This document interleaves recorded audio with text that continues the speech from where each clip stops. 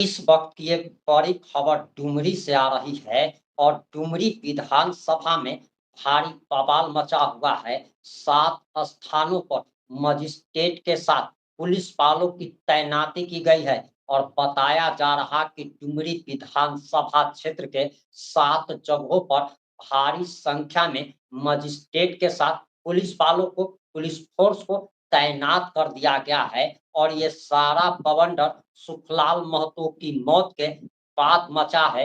इतना ही नहीं बल्कि डुमरी के वीडियो से पूछताछ भी की जा रही है और सिर्फ डुमरी के वीडियो से ही नहीं बल्कि वीडियो समेत 7 अधिकारियों से पूछताछ की जा रही है। और इसी बीच टाइगर जयराम महतो का बयान भी बड़ा वायरल हो रहा है। हम आपको टाइगर जयराम महतो का वायरल बयान भी सुनाने जा रहे हैं। नमस्कार, मैं प्रिंस कुमार सिंह। अगर अभी तक आपने चैनल को सब्सक्राइब नहीं किया है तो खबरों से अपडेट रहने के लिए कृपया चैनल को सब्सक्राइब कर लीजिए और जो लोग ऑलरेडी कर चुके हैं उन तमाम लोगों को हृदय धन्यवाद। अब वापस आते हैं हम अपनी खबर पर और आपको बताते चले कि डुमरी में वीडियो पर गंभीर आरोप स्वर्गीयवासी सुखलाल महतो ने लगाए थे और स्वर्गवासी सुखलाल महतो ने ना सिर्फ वीडियो पर बल्कि कई सारे अधिकारियों पर गंभीर आरोप लगाए थे और उन्हीं आरोप को क्या आरोप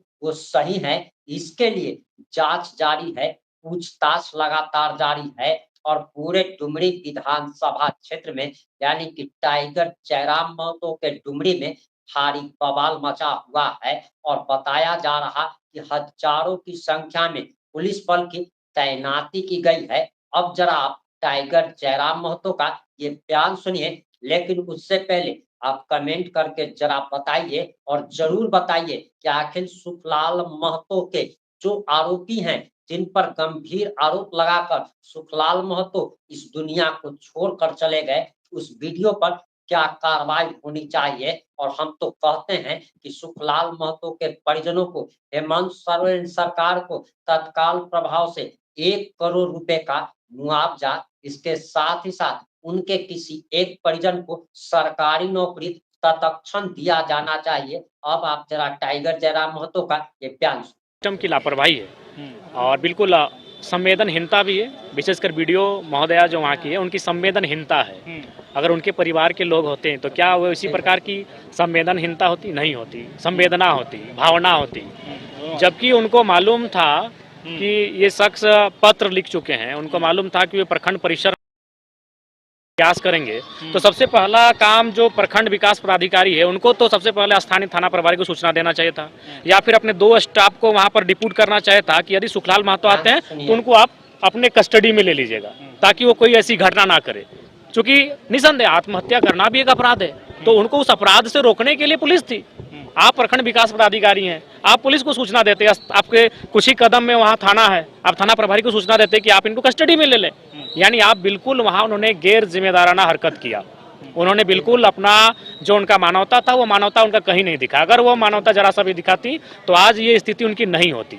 बिल्कुल, जब चूंकि कोई भी अगर चूंकि वो सूचना दे के आत्महत्या करने जा रहा है, अगर मान के चलिए कोई व्यक्ति कल को अगर विधायक के आवास में अगर आत्महत्या करने आ रहा है तो जाहिर सी बात हम अपने समर्थकों को कहेंगे कि वो मेरे आवास तक ना पहुंचे, क्योंकि अगर वहां अनहोनी होगी तो हमको सवाल का जवाब देना होगा। हम तो पहला प्रयास करेंगे वहां तो वो पहुंचे ही ना। अगर वो दिखे तो उसको पकड़ के हम शांतिपूर्ण तरीके से कहीं बैठाएंगे, क्योंकि इंसान का माइंड एक पल के लिए डिस्टर्ब हो सकता है, हो सके 2-4 घंटे के बाद वो फिर जिंदगी के बारे में सोच लेता।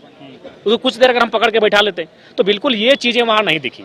यानी वीडियो को बिल्कुल भी संवेदना नहीं दिखी। उनकी संवेदना ना होने के कारण आज ये बहुत बड़ी घटना घटी है जिसका सीधा दोष उन पे जाता है। चूंकि आरोप सीधा उन पर था, मानसिक प्रताड़ना का आरोप था, उनके साथ और 3 कर्मचारियों पे आरोप था और सीधा उन पे आरोप था। और चूंकि वो कह के आत्महत्या कर रहे हैं कि हम प्रखंड परिसर में ही आत्महत्या करेंगे, तो ऐसी परिस्थिति में उनको वहाँ 2 प्रखंड कार्यालय के 2 सिपाही या फिर 2 स्टाफ को वहाँ डिप्यूट करना चाहिए था कि जैसे ही पंचायत सचिव सुखलाल महतो आएंगे उनको आप अपने कस्टडी में ले लें, या फिर उनको स्थानीय डुमरी थाना प्रभारी को सूचना देना चाहिए था कि अमुक शख्स जैसी आएगा आप उनको गिरफ्त में ले लें। 4 घंटा बैठा के रखते, 4 घंटा के बाद जाहिर सी बात है उनके दिमाग में परिवर्तन होता, लेकिन ये चीज़ें वहाँ नहीं दिखी। इसका मतलब ये स्पष्ट है कि जो लोग सरकारी पदों पर है, जिन लोगों पर इस राज्य को, इस देश को संवारने का जिम्मा है, वे लोग भी बिल्कुल घोर असंवेदनशील हो चुके हैं। ऐसी नौबत क्यों आई जयराम जी, क्या लगता है आपको? टीम गठन किया गया है, कितनी उम्मीद? देखिए, निसंदेह आज जिस प्रकार से ये किसी एक ब्लॉक का नहीं है, झारखंड के लगभग हर एक ब्लॉक का विषय है कि आज ब्लॉक में जो है जिस प्रकार की व्यवस्था है। कुछ दिन पहले ही आपके गिरिडीह जिला में ही एक ब्लॉक में सीधे पथराव ही हुआ था, बीडीओ और सीओ की गाड़ी पे खूब जोरदार तोड़फोड़ हुआ था, जनता ने ये किया था। तो ये चीज़ें स्पष्ट कर रही हैं कि आज सरकार को, मैंने विधानसभा का जो बजट सत्र था उसमें भी मैंने कहा था कि जनता आपके बजट को नहीं समझ रही कि आप कितना बजट दे रहे हैं, क्या नियम यहाँ बैठ के बना रहे हैं, कारा के लिए नियम बना रहे हैं या शिक्षा के लिए या स्वास्थ्य के लिए। जनता थाना को समझती है, जनता ब्लॉक को समझती है, जनता अंचल को समझती है। वहाँ अगर आप करप्शन को दूर कर लेते हैं, वहाँ अगर आप रिश्वत और घूसखोरी को दूर कर लेते हैं तो झारखंड को जनता स्वर्ग मानेगी। और मैंने चेताया भी था बजट सत्र के दौरान, लेकिन आज सरकार निरंकुश है, ब्लॉक पे वो निरंकुश है, आज थाना पे निरंकुश है, आज वो अंचल पे निरंकुश है। उसी का कारण है कि इस प्रकार की घटनाएं घट रही हैं। और निसंदेह मैं तो स्पष्ट कहता हूं, अब यहाँ से जाने के बाद मैं व्यक्तिगत तौर पर मैं जो जितने भी मेरे विधानसभा के अंतर्गत प्रखंड है उनमें जितने भी स्टाफ कार्यरत हैं, मैं उनके तमाम कुंडली को खंगालूंगा। और जिनमें भी हमें जरा भी संदेह होगा आय से अधिक संपत्ति का, जिनमें हमें जरा सा भी संदेह होगा कि उन्होंने गलत तरीके से कुछ धनराशि जमा किया है, हम फौरन, जिस प्रकार हमने माननीय मंत्री महोदय को पत्र लिखा है, हम एसीबी को पत्र लिख पर उन पर कार्रवाई करने, उन पर जांच करने के लिए हम कहेंगे।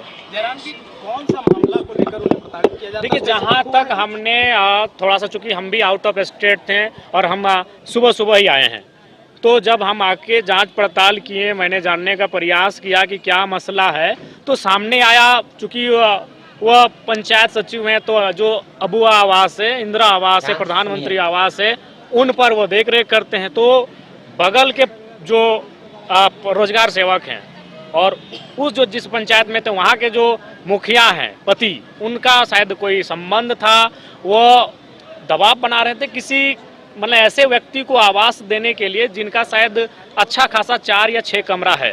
तो ये बुजुर्ग आदमी लोग थोड़ा सा पैसे, लोभ का लालच बहुत कम करते हैं। इन्होंने स्पष्ट कह दिया कि ये प्रोटोकॉल का उल्लंघन है, उनका अच्छा खासा इनकम होता है, उनके पास ऑलरेडी पहले से आवास है। इस तरह के मामले आए और चूंकि एक मामला सामने जो आ रहा है, ये आ रहा है कि वहाँ पर मतलब प्रखंड के लोग जो डाटा ऑपरेटर अपना बैठा के रखे हैं, बीडीओ सीओ, उन लोग क्या करता है कि इनडायरेक्ट रूप से एक उगाही करने का वो लोग काम करते हैं।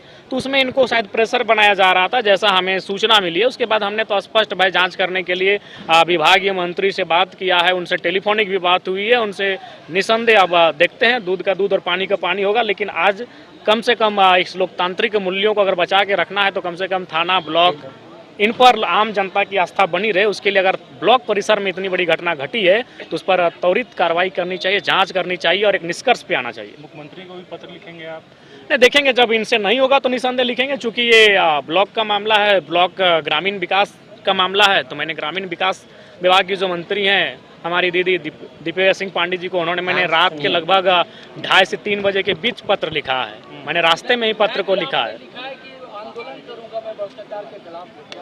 निसंदेह वो हमारा रूट ही है, आंदोलन हमारा रूट ही है। आज लगातार हम लोग आंदोलन में है भी, लेकिन चूंकि अभी हम लोग उस जगह पर हैं जहां हम लोग अपनी कलम की ताकत से भी बात कर सकते हैं, तो इस लिहाज से हमने अपनी कलम का इस्तेमाल किया है। हमने विभागीय मंत्री को सचेत किया है, मुख्य सचिव और गिरिडीह जिला के उपायुक्त को भी मैंने सूचना दी। आपने टाइगर जयराम महतो का बयान भी सुन लिया।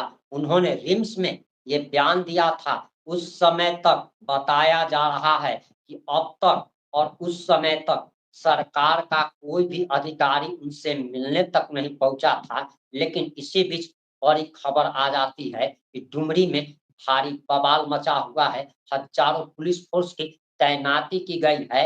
ना सिर्फ तैनाती की गई है, बल्कि वीडियो समेत 7 अधिकारियों से पूछताछ की जा रही है और मजिस्ट्रेट के नेतृत्व में ये पूछताछ लगातार जारी है। इन सारे मामलों पर हमारी नजर बनी हुई है और जैसे ही इस मामले में कोई भी नया अपडेट आएगा, हम आप लोगों तक जरूर पहुंचाएंगे। जुड़े रहें हमारे साथ। जोहार।